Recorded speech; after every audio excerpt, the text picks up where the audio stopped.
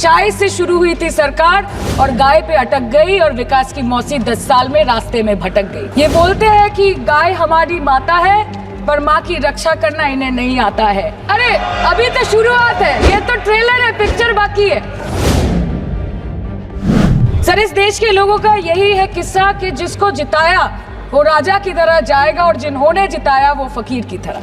हम सुनते आए थे कि संडे हो या मंडे रोज खाओ अंडे, और अंडे का फंडा यही है सर कि भारत के बच्चों की किस्मत में महीने में एक अंडा नहीं मिलता। सर, नीट के घोटाले से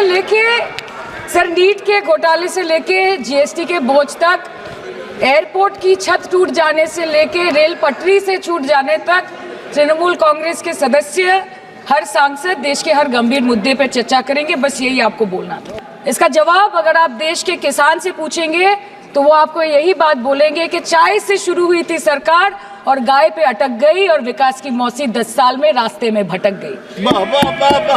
सर, किसान खुद क्या खाएंगे? अपने परिवार के लोगों को खिलाएंगे?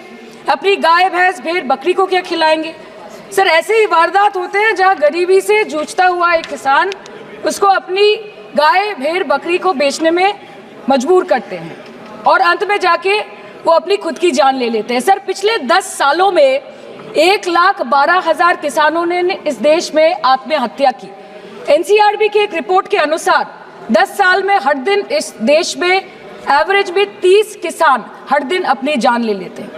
सर, इस देश के लोगों का यही है किस्सा कि जिसको जिताया वो राजा की तरह जाएगा और जिन्होंने जिताया वो फकीर की तरह। सर, ये बहुत गौरक्षा की भी बातें करते हैं। देश के लोगों को ये पता होना चाहिए that there is a fodder crisis in India and the union minister has himself stated in a written reply in Rajya Sabha that yes, the country is deficit in fodder. So it means that cows are dying without food in government owned goshalas, especially the BJP ruled state. तो sir, पहले खाना ही नहीं मिला, fodder crisis, फिर मिल भी जाए तो इतना महंगा कि किसान खरीद ही नहीं पा रहा है, फॉडर इन्फ्लेशन, और सर खाना मिल भी जाए तो पशुओं की बीमारी। उससे मुकाबला करने के लिए इस सरकार ने क्या किया? ये बोलते हैं कि गाय हमारी माता है पर माँ की रक्षा करना इन्हें नहीं आता है। आम आदमी के दूध, छाछ, लस्सी, दही, पनीर पर 5% की जीएसटी, क्रीम, कंडेंस्ड मिल्क, मक्खन, घी पर 12% की जीएसटी और अमीरों के हीरो पर सिर्फ 1.5% की जीएसटी। सरकार उनको रिलीफ नहीं देती है जो विदेश में जाके मिल्क शेक और लाते की चुस्कियां लगाते हैं। ये सरकार उनको रिलीफ नहीं देती जो आम आदमी 2 पैकेट दूध खरीदने से पहले 10 बार सोचता है। सर, बचपन से हम सुनते आए थे कि संडे हो या मंडे रोज खाओ अंडे। India rank 2nd in egg production in the world, और अंडे का फंडा यही है सर कि भारत के बच्चों की किस्मत में महीने में एक अंडा नहीं मिलता। मिड डे मील के चलते हफ्ते में अगर एक आध अंडा मिल भी रहा था तो कहीं धर्म के नाम पे तो कहीं महंगाई के चलते उसे बंद करने की मांग उठ रही है। सर, अंत पे आते हैं मच्छी पे। आप लोगों को ज्यादा पसंद नहीं, पर हम क्या करें, हम तो माछे भाते बंगाली है, हमको तो बोलना ही पड़ेगा। इस बीजेपी सरकार ने पिछले 10 सालों में इस देश के लिए क्या किया, उससे बड़ी तालिका बनेगी कि 10 साल में क्या क्या कर सकते थे पर किया नहीं।